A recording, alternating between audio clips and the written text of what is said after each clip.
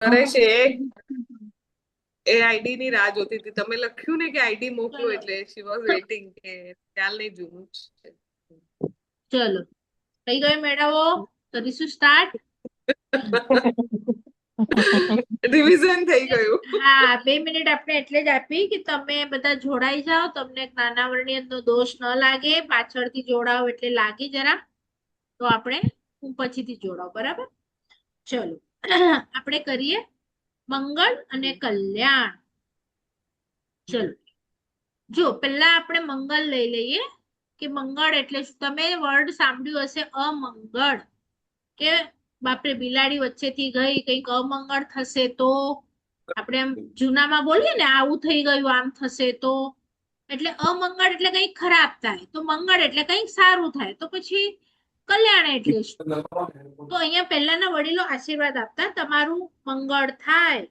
તો મંગળ શબ્દ એવી રીતે લેવાનું છે જૈનિઝમમાં કે તમારું અમંગળ છે ને, તમારા દોષો કે તમારા કશાયોને કારણે તમારા આત્માનું અમંગળ થઈ રહ્યું છે. બીજા કોઈ વ્યક્તિથી તમારા શરીરને પ્રોબ્લેમ થાય, પણ તમારા જે આત્માને પ્રોબ્લેમ થાય છે એ બીજા કોઈના કારણે નથી થતું. આપણા પોતાના કશાયોના કારણે એ નીચે નીચે નીચે નીચે પડતો જાય છે. એને આ જૈન ધર્મમાં જન્મ શા માટે લીધો તો કે તમે બધું સમજી અને એને ઉપર ઉપર ઉપર મોક્ષ તરફ લઈ જાઓ, બરાબર.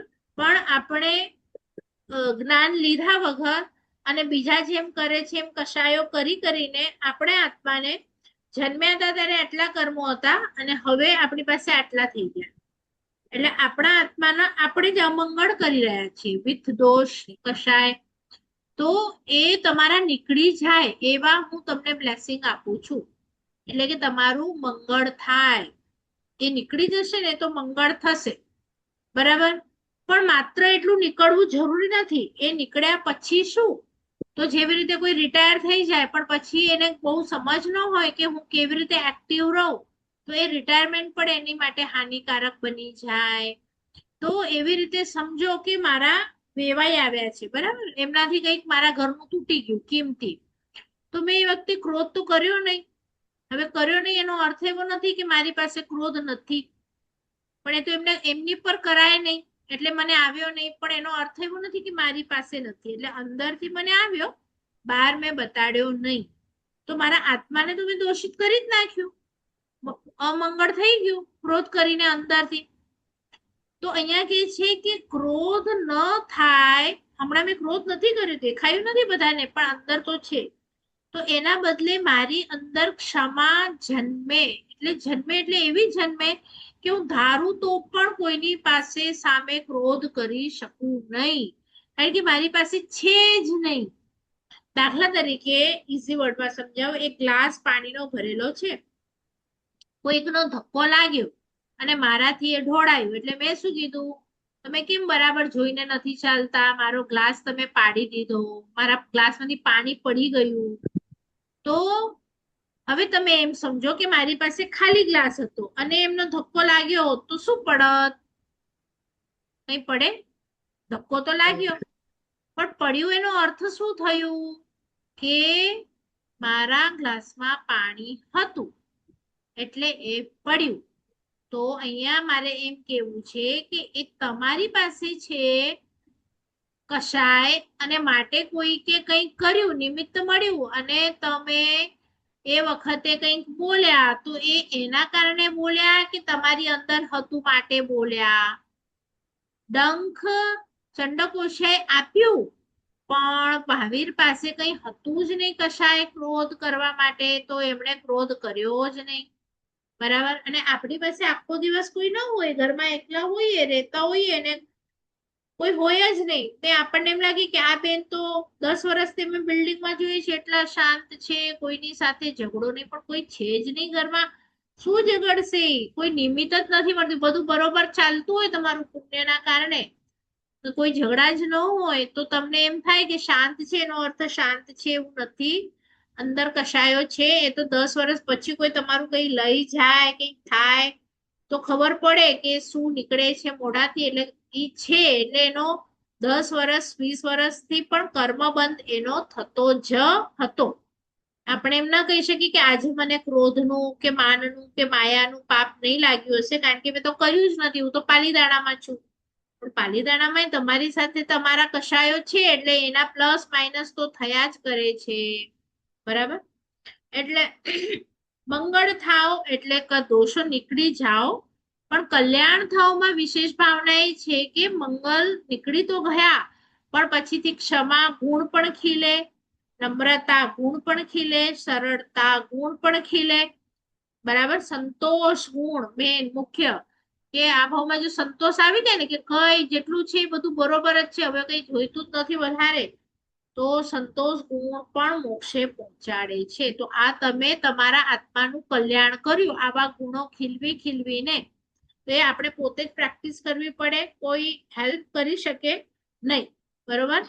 તો તમે તમારા ગુણો ખીલવીને તમારા આત્માનું કલ્યાણ કરો. એટલે પ્રભુનો જે જન્મ છે ને તે કલ્યાણક છે. એટલે લોકોના દોષો કાઢવાની પણ એમનામાં તાકાત છે અને લોકોમાં ગુણો ખીલવવાની તાકાત છે. તમે ચલો મહાવીર ચરિત્ર વાંચો કે પર્યુષણમાં કલ્યાણ સાંભળો છો 8 દિવસ કલ્પસૂત્રમાં, કે મહાવીર પ્રભુને આટલા ઉપસર્ગો થયા. જો એમની તાકાત તો એટલી હતી કે ફર્સ્ટ ડે એક દિવસના હતા, ખાલી આંગળી અડાડે છે તો મેરુ પર્વત જે 1 લાખ યોજન મોટું છે એ પણ હલી જાય છે, તાકાત એટલી છે. બરોબર? પણ છતાંય નાના એવા ચંડકોશિયાને પણ નહીં, કોઈ મનુષ્યને પણ નહીં, કોઈને કંઈ કરતા નથી. તો મારી સામે કોઈ બાઈ છે કે કોઈ છે, પણ મારે તાકાત છે એમને બોલવાની, પણ હું નથી બોલતી, મારે બોલવું જ નથી. તો મારે મારું કલ્યાણ કરવું છે. આપણે જે બોલીએ છીએ ને દરેક મિનિટે કે હું જ કેમ સહન કરું દરેક વખતે, એ હંમેશા એવું જ કરે છે. પણ તમને મોક્ષમાં જવું છે, તમારે આત્માને શેપ આપવો છે, એને તમારી અંદર સંસ્કાર નાખવા છે, તો તમે સહન કરો, તો તમે મોક્ષમાં જશો. તો એ તમને બેનિફિટ તો દેખાડવું જ જોઈએ ને, તો જ તમારો આત્મા રેડી થાય. જો ક્ષમા હશે તો જલ્દી મોક્ષમાં જશો, નમ્રતા હશે તો જશો, સંતોષ સરળતા કશાયો હશે તો અનંતકાળ સંસારમાં ફરવાનું તો છે જ. તો તમારે શું કરવું એ વખતે? સરળ રહેવું, માયા અપનાવવી, એ તમારા હાથમાં છે. તો સર્વનું આપણે પ્રાર્થના એવી કરીએ છીએ કે બધાનું મંગળ બી થાય, બધાનું કલ્યાણ પણ થાય. સ્તુતિ સાંભળીએ છીએ પણ એવા ભાવો અત્યાર સુધી કર્યા કે વિચાર મારા દુશ્મનનું પણ કલ્યાણ થાય, દુશ્મનના પણ મંગળ થાય એવો ભાવ કરો. કારણ કે સર્વમાં તો બધા આવી ગયા ને, તો ભાવ તો એ કરી શકીએ ને આપણે. હમણાં પર્સનલી તો કઈ ના કરી શકીએ, પણ ભાવ કરવામાં તમને ક્યાં પ્રોબ્લેમ થયું? તો 14 રાજલોકમાં રહેલા પૃથ્વી આપકાય તેવું કાય વાવ કાય બધા બોલવાના, બધા જીવોનું મંગળ થાય, કલ્યાણ થાય એવા ભાવ કરવાના. તો ખ્યાલ આવ્યો મંગળ અને કલ્યાણનો શબ્દ? હવે આપણે મંગળ ઉપર જઈએ. મેં લાસ્ટ ક્લાસમાં દીવાની વાત કરેલી, મંગળ અને દીવો આરતી કરેલું કે બાકી છે?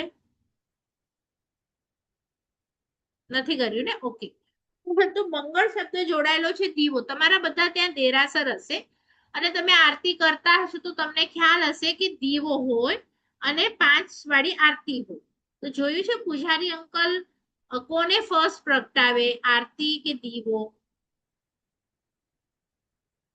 જોયું છે કોઈએ? શું પ્રગટાવે પહેલા?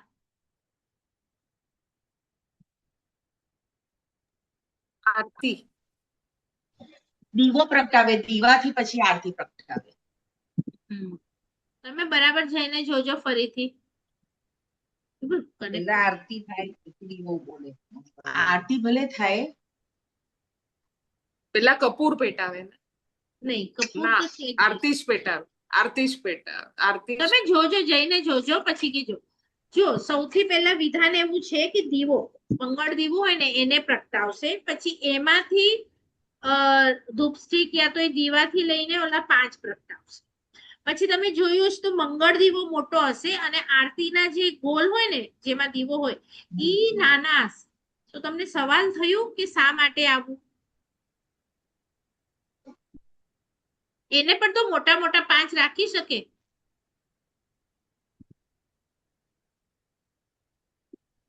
તો આ જે દીવો છે તેને કહેવાય મંગળ દીવો. તો એ આખા સમાજ માટે દીવો. તો સમાજમાં એક તમારો જે સંઘ હોય એ મહારાજ સાહેબ યા તો કોઈ પંડિત અરેન્જ કરે, જેનાથી તમને જ્ઞાન મળે, અને જ્ઞાન મળે એટલે આખા સમાજનું કલ્યાણ થાય. તો એ તમારી અંદર જે અંધારું છે કે તમને અનંત ભવોથી મોક્ષનો માર્ગ મળતો નથી, તો એ જે અંધારામાં તમે ભટક્યા કરો છો દરેક ભવમાં, હમણાં દેવ ભવ, નરક ભવ, મનુષ્ય, તિર્યન, દેવ, આ ચારમાં ભટકીએ છીએ કારણ કે મોક્ષનો રસ્તો નથી મળતો. તો એ તમને જલ્દીથી મળે, જેમ કે એક અંધારા રૂમમાં તમને પેક કરી દેવામાં આવે 8 દિવસ, અને પછી કોઈક પાસે 1 સેકન્ડ માટે ખાલી એક સળગતી એક જ મેચસ્ટિક હોય, અને ઈ કહે કે જો હું એક જ મેચસ્ટિક કરું છું, તો તમને એક સેકન્ડ જે મેચસ્ટિક સળગશે ને એમાં તમારું કામ થઈ જશે, કે તમને દેખાઈ જશે કે રસ્તો કઈ બાજુ છે, બસ પછી તમે એ દિશામાં ચાલ્યા જશો. પણ એ સ્ટિક નહીં હોય ત્યાં સુધી રસ્તા પાસે જ તમે ઉભા છો, ડોર પાસે, પણ તમને ડોર નહીં મળે કારણ કે એટલું ગાઢ અંધારું છે. તો જેમ અંધકારને દીવો પ્રકાશ જેમ આપે અને આપણને એકદમ સોલ્યુશન મળી જાય, એમ મિથ્યાત્વ જે આપણી અંદર ખોટી સમજો છે અનંતકાળથી આપણને ફરાવી રહી છે સંસારમાં, એને જ્ઞાનનું જો એક જ ટીપો પ્રકાશ મળી જાય તો કામ થઈ જાય. તો એ સૂચવે છે કે મારી અંદર રહેલો અંધકાર દૂર થાય. તો પહેલા સમાજનું, અને એનાથી મારે એ સાંભળીને શ્રુત જ્ઞાન સાંભળીને મારી અંદર મારે 5 જ્ઞાન પ્રગટાવવા છે, મતિ જ્ઞાન, શુદ્ધ જ્ઞાન, અવધિ જ્ઞાન, મનોપર્યવ, કેવટ. તો એ 5 જ્ઞાન પ્રગટાવવાની ભાવના ન હોય, પણ મોટા છડાવા બોલે અને પછી એમને આરતી દીવો કરવું હોય ને ખુશ થાય, હું તો દેરાસરમાં 2 વખત આરતી દીવો કરી આવું દરરોજ. પણ જ્ઞાન વણવાનું હોય એ તો એમને ફાવે જ નહીં, ન ગાથા ફાવે, ન સૂત્રથી, ન અર્થથી, ન તત્વથી, તો અંદર પ્રકાશ તો થાય નહીં. એટલે બસ અનંતકાળ આપણે આરતી કર્યા કરી, પણ એનું મહત્વ ન સમજ્યા તત્વથી, કે આરતી મીન્સ અંધારામાં પ્રકાશ, અને અંધારામાં પ્રકાશ એટલે જે આરતી કરે છે ને બેન, એમને 2 વખત ભણવું એ પડે દિવસમાં. તો તમે ભણો નહીં તો શું તમને લાભ થાય? બોલો. ભણ્યા વગર તમને કેવી રીતે ખબર પડે શું કરવાનું? ખ્યાલ આવ્યો બધાને? હવે ત્યાં તમે હેન્ડલ ઉપર જોશે ને તો આમ સાપ જેવી આકૃતિ હશે હેન્ડલ. તો એ સર્પ અગ્નિથી ડરે, તો એ મોહ રાજા છે ને એ આપણા જ્ઞાનથી ડરે. તો જેટલું તમે જ્ઞાન નાખશો મોહ ભાગશે, મોહ ભાગશે એટલે તમે મોક્ષની નજીક પહોંચતા જશો. બરાબર? તો મોહને કાઢવા માટેનો જ રસ્તો છે આ આપણું તત્વજ્ઞાન. એમાં તમને સમજણ પડશે કે અનંતકાળથી મોહ રાજાએ કેવી રીતે આપણા આત્માને ફસાવી દીધો, કે આ તમારું ઘર, તમારી બોડી, હાય હાય તમે આજે ડાઈ નથી કરી, નવી સાડી નથી લીધી, નવા દાગીના નથી પહેર્યા, આમ કરીને તમને એવું કરશે, તમે બધામાં ફસાશો, અને પછી તમને કહેશે કે તમારો ટાઈમ પૂરો, અને તમે કાંઈ ન કર્યું મોક્ષ માટે. એટલે ખંજર મારશે પાછળથી, આ બાજુ તમને બધું ફાઇન બતાડશે, અને પછી તમને પાછળથી કહેશે કે કંઈ નથી કર્યું. તો આ પ્રકાશ, આરતી, દીવો એ તમને એ સૂચવે છે કે ભાઈ ભણો અને આત્માનું કલ્યાણ કરો. એટલે મંગળ દીવો, સંઘનું આખા ઈચ્છવાનું હિત, અને આરતીમાં આપણું હિત ઈચ્છવાનું કે 5 જ્ઞાન મારી અંદર પ્રગટે. તો આ સ્તુતિ જોઈ આપણે, સર્વ મંગલ માંગલ્યમ સર્વ કલ્યાણ કારણમ. હવે જો પ્રધાન કે છે માત્ર મારો જ જૈન ધર્મ બેસ્ટ નથી, પણ જેટલા પણ બેસ્ટ ધર્મ છે એમાં મારો ધર્મ શ્રેષ્ઠ છે, કારણ કે મારા પ્રભુ પાસે નથી તો કોઈ સ્ત્રી, નથી તો કોઈ લડ્ડુ, નથી તો કોઈ બાણ, એટલે કોઈની જરૂર નથી. એ પોતાના આત્માથી વિજેતા છે. એટલે બીજા પાસે જો જેને ભય લાગે એને શસ્ત્ર રાખવા પડે, પણ પ્રભુ પાસે કોઈ શસ્ત્ર નથી, કંચન કામિની પણ નથી, કે કોઈ વસ્તુનો રાગ પણ નથી. એટલે મારા પ્રભુ એ બધા ભગવાનો છે, ઘણા છે દુનિયામાં, પણ એ બધામાં શ્રેષ્ઠ છે એમ તમારે પ્રૂફ કરીને આપવાનું. ખાલી બેસ્ટ છે બેસ્ટ છે, શું બેસ્ટ છે એ તો બતાડવું પડે ને તમને. એટલે આ 2 શબ્દો આપણે જોયા. હવે આપણે જોઈએ લાભ અને શું. તો જેમ રીટાબેને કીધું લાભ એટલે અને શુભ એટલે તમને તમારા શુભ નિમિત્તો મળે કે તમને જવું છે દેરાસર, પણ દેરાસર જ 1 કલાક દૂર છે, આજુબાજુ બિયર બાર છે, મચ્છી માર્કેટ છે, તો શુભ નિમિત્ત નથી મળ્યા તો તમે જવાનું મન હશે તો પણ નહીં જઈ શકો, બરાબર? તો એમ તમને સારા નિમિત્તો મળે, ઉપાશ્રય દેરાસર બાજુમાં હોય, બરાબર? હવે એ શુભ નિમિત્તો, ઘણાને બિલ્ડિંગમાં આવી ગયું દેરાસર, જઈ પણ આવ્યા, દર્શન કરી આવ્યા, પણ આ બસ એટલું દર્શન કરી આવ્યા, બહુ નહીં જવાનું, પછી બહુ મારે સાહેબ આવે ને બહુ ભણવાનું ને આવું બધું નહીં. તો તમને સિમંદર સ્વામીએ મળી ગયા કે તીર્થ પાલીતાણા જઈ આવ્યા, તો પણ તમે જ્યાં છો ત્યાં જ છો, કઈ ચેન્જ નથી કર્યું અંદર. તો તમારા આત્માને લાભ શું થયું? તમે એમ કહો કે અસાકે ચડાવો મળી ગયો, કોઈ એટલું દેરાસર ખાલી હતું, અમે જ પૂજા કરી પેલી, એટલે તમે શરીરથી પૂજા કરી, એ તો તમારા શરીરને લાભ થયો. તો તમારા આત્માને શું લાભ થયું? આત્મામાં કયો ગુણ આવ્યો, કયો દોષ ગયો? તો એ દેશના અમે સાંભળી કે વ્યાખ્યાન સાંભળ્યું, તો એનાથી મને આવું શીખવા મળ્યું. તો એ તમે એ શીખીને મારે આમ કરવું છે, આમ નથી કરવું, તો તમારા આત્માને લાભ થાય. એટલે શુભ નિમિત્તો મળે એવું પહેલા તમે નક્કી કર્યું, પણ માત્ર એ નિમિત્તો મળે અને એનાથી બધાનું કલ્યાણ થાય એવું જરૂરી નથી. એક આચાર્ય આવે કે મહાવીર સ્વામી હતા ત્યારે શું જેટલા લોકો હતા 100% બધા મોક્ષે ગયા નથી ગયા, કારણ કે પ્રભુનું નિમિત્ત તો બધાને મળ્યું, પણ એમાંથી લાભ કેટલા જણાએ કર્યું? તો બહુ ઓછા લોકોએ કર્યું. તો તમે લાભ પણ મેળવી લો. દાખલા તરીકે ઈઝીમાં સમજાવું, નરેન્દ્ર મોદી આવી તમારા બિલ્ડિંગમાં અને તમે કહો મારી છે ને આ પાઇપલાઇન ખરાબ છે ને આ વોચમેન આવો છે, તમે જરા બેને સરખા કરો તો તે કરી આપે. પણ જો તમે માંગ્યું હોત એની પાસે કોઈ મોટી વસ્તુ, તો પણ એમાં તાકાત હતી, પણ તમે એમને ઓળખતા નથી અને માટે સાવ નાની ચીજો માંગી અને એનું વેસ્ટ કરી નાખ્યું તમે, પોસ્ટ. તો એવી રીતે આપણે પણ આપણી અંદર કેવળ જ્ઞાન પડ્યું છે, પણ આપણને એની વેલ્યુ જ નથી. આપણને તો બહાર કોઈક મોટી લાઇટિંગ થાય, બહાર કોઈક મોટા આમ શું કહેવાય કોઈક અંતરિક્ષ છોડે તો આપણને એમ લાગે વાવ એને શું કર્યું સિદ્ધિ, પણ કોઈ કર્મ ગ્રંથ ભણે અને કોઈ કેવળ જ્ઞાન મેળવે તો એની એટલી આપણને વેલ્યુ નથી. હા, તપ કર્યું ઠીક છે, અનુમોદના બોલી દીધું, પણ આપણને એનાથી બહુ ફરક પડે નહીં. આજના જમાનામાં પણ 180 ઉપવાસ એ કઈ ખાવાની વસ્તુ છે? એટલે 9 દિવસ પણ જે આંબીલ કરે છે કઈ ખાવાની વસ્તુ છે? આપણી અનુમોદના પેટ ભરીને થતી નથી.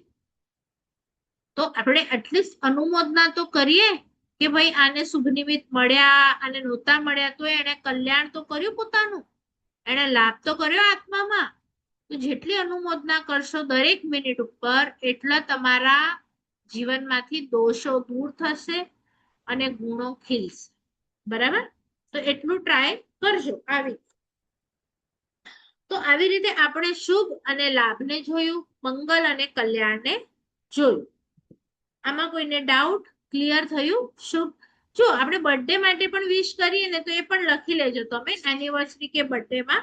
તો હેપી બર્થડે નહીં કરતા, હેપી એનિવર્સરી નહીં કરતા, બર્થડે માટે તમે જેટલું પણ કહો ને કે ચલો હું હેપી છું બર્થ માટે, તો પછી તમે એના ભાવો વધારવા માટે પણ નિમિત્ત છો, બર્થ થશે તો એના ડેથ માટે પણ હેપી છો, અને એનિવર્સરી વિશ કરશો તો એ જેટલા પાપ કરશે એમાં બધામાં તમને મંજૂર છે. તો એવું કોઈને વિશ નહીં કરવાનું, તો ત્યાં કરવાનું શુભ મંગલ કામના. આપણને આ જન્મથી કે એનિવર્સરીથી શુભ નિમિત્તો મળે સારા, અને એનાથી આપનું મંગળ થાય એવી મારી કામના છે. તો શુભ મંગલ કામના. તો ત્યાં તમને કાંઈ દોષ લાગે નહીં. પણ ઓલામાં તમને એક લગ્નમાં રિસેપ્શનમાં પ્લેટ લેવાથી એ લોકો હવે જેટલું પણ પાપ કરશે એમાં તમે હેપી છો તો એના 5% તમે કેલ્ક્યુલેટ કરતા જાઓ કે તમને મળતું જાય. તો હમણાં સુધી કોણે કેટલું હાઈ અચીવ કર્યું છે, બરાબર? તો એમના પાપની બહુ અનુમોદના નહીં કરવાની. એ હું તમને સમજાવીશ, એક ક્લાસ આપણે લઈશું. તમારું તો થઈ ગયું છે, કેવી રીતે લગ્નમાં જવાનું આપણે આજે જ લઈ લઈએ, કારણ કે આ જવાનું તો થતું જ હોય છે લગ્નમાં. તો ત્યાં શું ભાવ છે, લગ્નમાં જઈએ અને તો પણ પુણ્ય કમાવીએ એવો શું ભાવ છે. તો ત્યાં આપણા વડીલો 11 રૂપિયાનું કવર કરતા, બધાને ખ્યાલ હોય તો, બરાબર. તો એ એટલા માટે હતું, આપણને તો બધું બુલશીટ લાગે અને પછી લખી દઈએ પત્રિકામાં કે ચાંદલો પ્રથા બંધ છે, એટલે આપણને એમ કે 11 રૂપિયાથી શું થવાનું છે, પણ કોઈ ઓલો વ્યક્તિ જે ભાવ આપે છે તમને શુભ ભાવ આપે છે. તો લગ્ન માટે નથી આપતો કે તમારો દીકરો લગ્ન કરશે, મૈથુન સેવશે અને એમાં હું હેપી છું, નહીં, એવું નથી. પણ એવું છે કારણ કે લગ્ન પ્રથા ખુદ આદેશ્વર દાદાએ બતાડી છે, ખ્યાલ છે ને બધાને લગ્ન પ્રથા. તો એમણે કઈ પાપ માટે નથી બતાવ્યું, પણ અધર્મથી બચવા માટે બતાવ્યું છે કે જો સૌથી પહેલા કહેવાનું તમારા દીકરા દીકરીને કે લેવા જેવું તો સંયમ છે. હવે એ લોકો બધા જ લઈ શકે એવું જરૂરી નથી, તો એ કહેશે કે નહીં મારે નથી લેવું, પછી તમારે કહેવાનું તો આજીવન બ્રહ્મચારી રહે, તો એ કહેશે મારા માટે એ પણ પોસિબલ નથી, તો એક સ્ટેપ પછી નીચે આવવાનું, તો પછી તારા લગ્ન કરીશ, તો એ કહેશે ઓકે, એટલે તમે પાત્ર ગોતવાનું શરૂ કર્યું. હવે આ સિસ્ટમને તમે કેવી રીતે લઈએ છો કે સ્ટાર્ટિંગમાં જ કે તો કે નાના હોય ત્યારથી તને બધી છૂટ છે, તને જોઈએ એવું ગોતીએ, એટલે તમે ક્યાં એમના આત્માનું હિત જોયું, બરાબર. અને પછી તમે ખુશ છો, તો એમ નહીં, ખુશ છો પણ એ શેની માટે ગોતો છો, તો અહીંયા શ્રાવિકાબેન કેવી રીતે વિચારે કે જો તું એકલો હશે ને તો ધર્મ કરવું મુશ્કેલ થઈ જશે, કારણ કે તું દુકાન પણ સંભાળશે, પછી ઘરે પણ તને જોવું પડશે. તેના કરતા એક પાર્ટનર હોય તો એક ઘર સંભાળે, એક દુકાન સંભાળે, તો તમે ઇઝીલી ધર્મ કરી શકો, એની માટે હું પાત્ર શોધી આપું છું. એટલે તમારી મોક્ષ યાત્રા સરળ બને, એક એવો ભાવ. અને બીજો ભાવ કે તારા માટે હમણાં સુધી આખી દુનિયા ખુલ્લી છે, પણ હવેથી આજથી સ્વ દારા સંતોષ, સ્વ પુરુષ સંતોષ, એકને જ તું ભોગવીશ. તો જેટલા દુનિયામાં બીજા છે એ બધાનો તો તું ત્યાગ કરે છે, તો એ જે ત્યાગ છે એ મહાન છે, અને એની માટે હું તને ચાંદલો કરું છું, અને તું ચોથા વ્રતમાં જઈ રહ્યો છે, આંશિક વ્રત, કે હું એકને જ ભોગવીશ, બીજા બધાનો ત્યાગ. તો એ વ્રત છે, એ વ્રતમાં જાય છે, માટે આપણે એને 11 રૂપિયા શુભ ભાવ તરીકે, આશીર્વાદ તરીકે આપતા હતા. અને વડીલો સમાજની સામે લગ્ન કરતા કે જો આ છોકરી સાથે લગ્ન થઈ રહ્યા છે કે આ પુરુષ સાથે, હવે તમે એને બીજા કોઈ સાથે જુઓ તો મને આવીને કહેજો, એટલે સમાજનું ઋણ પણ ઉતરી જાય, સમાજની સામે થાય, એટલે એ લોકોને પણ ડર હોય, અને એ એક વ્યક્તિને સમર્પિત હોય, તો તમે સમર્પિત રહો, તો તમે જૈન ધર્મને ફોલો કરી રહ્યા છો. એટલે તમને તમારા યંગસ્ટર્સને આ વસ્તુ સમજાડો કે કેવા ભાવથી તમારે લગ્ન કરવાના છે. એના માઇન્ડમાં લગ્ન ચાલુ હશે ને એવું તો નથી ને કે બીજા 10 સુંદર સામે દેખાય છે ત્યાં પણ મન જઈ રહ્યું છે. બોલો, આપણને કેટલી ખબર પડે, પણ પહેલેથી આ સમજણ આપ્યા હોય, સંસ્કાર આપ્યા હોય તો ખ્યાલ આવે છે. તો આવી રીતે હતું. આખી એક લગ્નની ઓલી છે, કોઈકના ઘરે કઈ એવું પ્રસંગ આવે ને તો આપણે એક ક્લાસ લઈએ કે કેવી રીતે આપણે લઈ શકીએ. એમાં શુભ ભાવ સ્ત્રી, છોકરાની મમ્મી અને છોકરીની મમ્મી બંનેને શુભ ભાવ હોય, એ બંને ઈચ્છતી હોય કે મારા દીકરા લોકો સંયમ જ લે, તો એ છોકરીની માં એ પણ પહેલા આવે છોકરાને સમજાવવા. આપણે પેલું મંગલિક બોલીએ કે ભાઈ તારું મંગળ થાય, પેલું સ્મરણ પેલું બોલીએ ને, તો ત્યાં આવે કે સાવધાન સાવધાન, અટકી જા, હજી પણ આ જ બધું મંગળ છે, પણ એ ન સમજે. પછી એની મમ્મી પોખવા આવે એને કે અમે સંસારમાં છીએ, અમે આ વલોણાની જેમ થઈ ગયા છે સંસારમાં, હળની જેમ ખેડાઈ ગયા છે સંસારમાં, તો તું નહીં આવ, હજી મારી દીકરી તને માળા નાખવા નથી આવી, હું ઈચ્છું છું સારું. પણ એ ના પાડે, અને પછી એની છોકરીની મમ્મી એનું નાક પકડે કે ભાઈ તને આટલું સમજાવ્યું, તારે નથી સમજવું, લગ્ન કરવા છે તો કર, એટલે તું નકટો છે, એમ પકડીને નાક પકડે, એટલે એનું શુભ ભાવથી નાક પકડે કે મેં તને સારું છે કે હજી તને જવું હોય તો જા, હજી લગ્ન નથી થયા, એવો શુભ ભાવ હોય. પણ આપણા ત્યાંથી ઓલો જાય તો પાછું આપણને કેટલું લાગી આવે, બોલો. પણ એનું હિત થઈ રહ્યું હોય ને જાય તો આપણને શુભ માતા બની શકીએ કે ન બની શકીએ? બોલો, ખ્યાલ આવે છે? શુભ ભાવ ક્યાં ક્યાં કરવાના છે? હ તો આવી રીતે ઓલી શુભ ભાવ આપતી હોય કે ભાઈ તું જા. તો આવી રીતે શુભ, મંગલ, કલ્યાણ. હવે આપણે નેક્સ્ટ ક્લાસમાં જોઈશું, કદાચ મીટિંગ પૂરી થશે તો અષ્ટમંગલના નામ બધાએ લખવાના છે. અષ્ટમંગલનો અર્થ તમારા ઘરે જો મંગળ થાય એની માટે ખાલી ચાંદીની પાટલી લાવીને મૂકી દો તો મંગળ થાય નહીં. એમાં કઈ કઈ નામ છે, એનું શું કરવાનું હોય અને કેવા ભાવ કરવાના હોય તો હું મોક્ષમાં જઈ શકું એ અષ્ટમંગળ થી. તો કદાચ મેં મઝગામમાં એના અર્થ લખાવી બી દીધા હશે, પણ મેં કદાચ એ નહીં સમજાવ્યું હોય કે એનાથી મોક્ષ કેવી રીતે થાય, તો એ તમારા માટે પણ નવું હશે. તો મોક્ષ માટે જો અષ્ટમંગલની પાટલી લગભગ બધાએ જોઈ છે, કોઈ એવું છે જેણે નથી જોઈ? નામ પણ બધાને ખ્યાલ છે, એમાં કઈ વસ્તુઓ આવે અને એનાથી મંગળ કેવી રીતે થાય, શું ભાવ કરવાના એ પાટલી જોઈને. ઓરિજિનલી તો જે નવા છે એમને થોડુંક કહું. ઓરિજિનલી આ અષ્ટમંગળ છે ને એ દરેકે રોજે પાટલા ઉપર આલેખવાના હોય. એટલે આપણે જે હમણાં સાથીઓ કરીએ છીએ, સાથિયાની એક જ વસ્તુ છે અષ્ટમંગળની આ સાથીઓ. આપણે 8 રોજ આલેખવાના હોય, પણ સમય નથી હોતો માટે ક્યારેક તમે નંદાવર્ત કરો, સ્વસ્તિક કરો, પણ તમે બીજા જે 6 છે એ પણ તમે કરી શકો છો. કોઈ પણ એક પણ કરી શકો, 2, 3, 4, 8 બધા કરી શકો છો. તો ટ્રાય કરજો બનાવવાની. આજુબાજુ ગુરુ ભગવંત હોય તો એમની પાસે શીખવાનું ચોખ્ખાથી કેવી રીતે કરવાનું અને રોજે આલેખવાના. અને એવા નેક્સ્ટ ક્લાસમાં જે આપણે ભાવ લઈશું એ ભાવ પણ કરવાના, જેથી આપણને જલ્દીથી મોક્ષ મળે. બરાબર? તો એ અષ્ટ છે, 8 શા માટે છે, મંગળ કેવી રીતે કરે છે, અને એનાથી હજી એક નવો વિષય આવશે કે એનાથી મોક્ષ આપણને કેવી રીતે થાય. એટલે હું તમને હિન્ટ આપું છું કે એનાથી 5 કલ્યાણકો પ્રભુના સૂચવવાના છે. તો જે જૂના છે પણ ટ્રાય કરજો કે આ અષ્ટમંગલમાં પ્રભુના 5 કલ્યાણકો કેવી રીતે આવે છે. બરોબર? એ તમારી ત્યાં નથી થયું, હજી આપણું બાકી હતું. તો તમે લોકો ટ્રાય કરજો વિચારવાનું. બધા સારું સોચો છો એટલે કદાચ તમને આન્સર પણ મળી જશે. બરોબર?